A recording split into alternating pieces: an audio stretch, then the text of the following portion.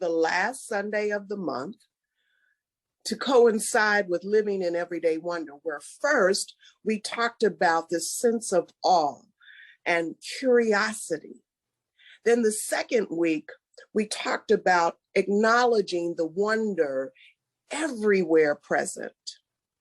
The third week, we talked about embracing the now. When faced with those challenges, recognizing that the curiosity allows us to relate to them instead of relating from them. And then last week, Reverend Elizabeth talked about questioning everything. She spoke about asking the right questions, those sacred questions, right? So this week, we're talking about prove it. Okay. So when we talk about proving it, the question becomes, what are we proving? Prove what? That is the question that we want to ask ourselves as we are living this life. When we talk about proving it, the question becomes, what is it that I believe? What is it am I proving from what I believe? There are these spiritual truths that we know exist in the universe. So when I ask myself the right questions, then I know that I can use these spiritual truths to impact this life that I'm living. So the question becomes, are we living the spiritual truths? That becomes the question. So now, how do I prove that? I know that these spiritual truths exist. Am I living them? I don't know about you, but some days it's a, hell yeah, I'm living this life. I'm proving the principles. And then there's other days where it's like, well, maybe not so much, right? So when we talk about living this life and proving the principles, there are really 7 basic spiritual truths that exist in the universe. One of which we're going to talk about today. And if I, looking at the first line of the paragraph that I asked Sherry to read, the truth is indivisible and whole. God is complete and perfect. Now, we all know that's the truth. That is the absolute power and presence of God that exists. I don't think anyone has any issue with that, right? We all good with that. So when I think of God, I think of the absolute perfect intelligence of the divine, which coincides with one of the spiritual laws, which is the law of mentalism. And we all know about the spiritual law of cause and effect, right? So those are 2 of the spiritual truths. The question that we want to ask ourselves, are we using these spiritual truths in our everyday life? So the next line, disregarding all evidence to the contrary, the student of truth will maintain that he lives in a perfect universe and among perfect people. I don't know about you, but sometimes I run into some people and I go, okay, God, help me see the perfection in this person. Let me see the divine being that I know is there somewhere, right? So all of the people that we come in contact with may not know what we know. But no matter who we are and what we know, the truth is the truth. We're either using the spiritual truths or they're using us. That's the key. So the question becomes, are we proving the principles in our everyday life. So, when we first start out in this spiritual truth, it speaks to how we may be weak. Well, when it's not necessarily weak, it's called an evolution of us using the principles. And sometimes we start out, and to this day, I still do this one, you pulling in the parking lot of a grocery store, say, okay, I want that parking space right up front. Okay, God, give me that parking space right up front. What have I done to prove the principle? I've set an intention that I desire for something to happen. So the first thing I have to do is set that intention. So now when we talk about proving it, we're talking about using the principles. So what I want to do is I want us to stop and let's go back. I'm going to go back to what scientists do. What scientists do is they start out in order for them to come up with a solution. They have to make an observation or identify something that they want to be different. That's step one. Then step two, they have to ask the question. So we, as spiritual beings, in order to prove something, I have to have made an observation and ask the right question. And then I have to make an hypothesis. This is what the scientific method that goes into play, to create a hypothesis. So if we're looking at this from a spiritual perspective, the hypothesis is the vision that we have that we want to experience in our lives. And then the experiment is the fourth step. I have to do something. I have to act upon what it is that I know. So in order for me to prove it, I truly have to look at what it is that I want to be different. What is the opportunity for me to prove something in my life? So I'm just going to share with you. I don't know if you noticed, but I sound a little bit different, huh? I sound a little nasally, right? So at the convention, we were in workshops and that kind of thing. And I was sitting in a particular position where the air was blowing on my head. And I had a thought that said, oh boy, I'm going to end up getting a cold because this air is blowing on my head. That thought is some old belief that I had about catching a cold. So that was the thought, the law of cause and effect in action, starting with my thought from an old belief that I had about catching a cold.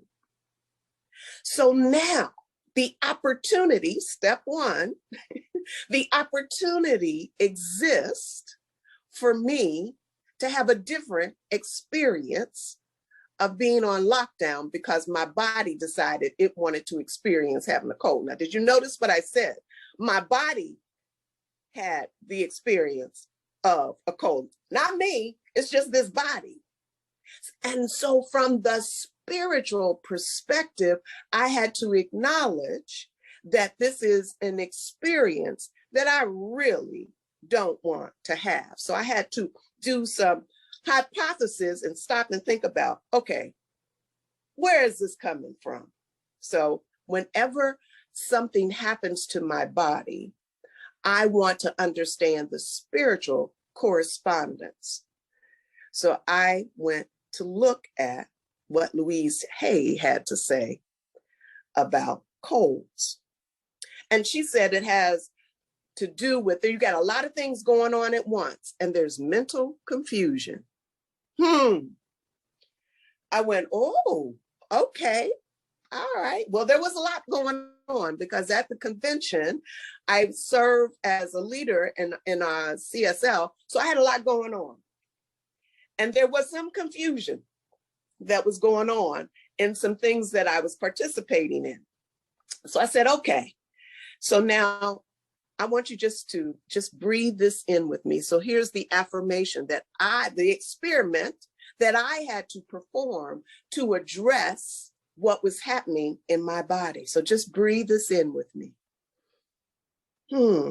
I allow my mind to relax and be at peace. Clarity and harmony are within and around me. All is well. That was my experiment. I had to change my mind about this whole cold thing that was going on so that I could then balance out the physical with the spiritual knowingness that was happening. A belief that we hold can sometimes prevent us from experiencing what it is that we want to experience. But it's no predictor of the future unless I allow it to be. So I have to let go of the past belief that was standing in the way of my knowingness of my wellness within my body. In the Bible, in Psalm 17:1, it says, "Hear the right, O Lord, attend unto my cry. Give an ear unto my prayer that goeth out from my feigned lips." Those feigned lips, those false things that I might repeat, puts the principle, the law of cause and effect in play, whether I know it or not, whether I'm aware of it or not. So I have to be conscious to let the sentences that come forth from my thoughts and my mind to truly define what it is I want to experience. Let thine eyes behold the things. I have to prove my heart that thou hast visited me in the night. Thou hast tried the memory. Shalt thou find nothing? Am I truly living from the place of knowing that I know the power of my thoughts and my beliefs? I must prove it. I must accept what it is that I want to experience. We must use the principles that we are aware of, or otherwise they will use us. So the spiritual principle of acknowledging that I want to have a different experience in my body means that I have to affirm, I have to experiment, I have to utilize my spiritual tools to have a different experience. I got to prove it. So you all know that I came up with an acronym, right? You know, I had to come up this. Katie's like, yeah, I got my pen, I'm ready. So to prove it, I have to prayerfully, register, observe the vision for it to emerge. Prayerfully register, observe my vision to emerge. What is it that I want to experience? Prove it with intentional thoughts. Prove it. Once again, I have to have those sacred inquiries, as Reverend Elizabeth spoke to last week. I have to ask the right questions to get the results that I desire to have. I have to have a vision of what it is that I want to experience so that I can have a different experience. I'm asking the sacred questions to prove it to myself so that I can have a different experience. So in conclusion, I want to read from a quote from Ernest Holmes. In conclusion, what the world needs is a spiritual conviction followed by a spiritual experience. I would rather see a student of this science prove its principles than to have him repeat all the words of wisdom that have been uttered. It is far easier to teach the truth than it is to practice it. We must prove it. Prayerfully register, observe, and allow our vision to emerge with intentional thoughts. Practice the truth. It is our way to prove the truth, to use the truth versus allowing it to use us. The truth is personal to each of us. And in the long run, no one can live our life for us. To each is given what he needs, and the gifts of heaven come all alike. We get to prove it. How we use our gifts, how we use the spiritual truths is what matters.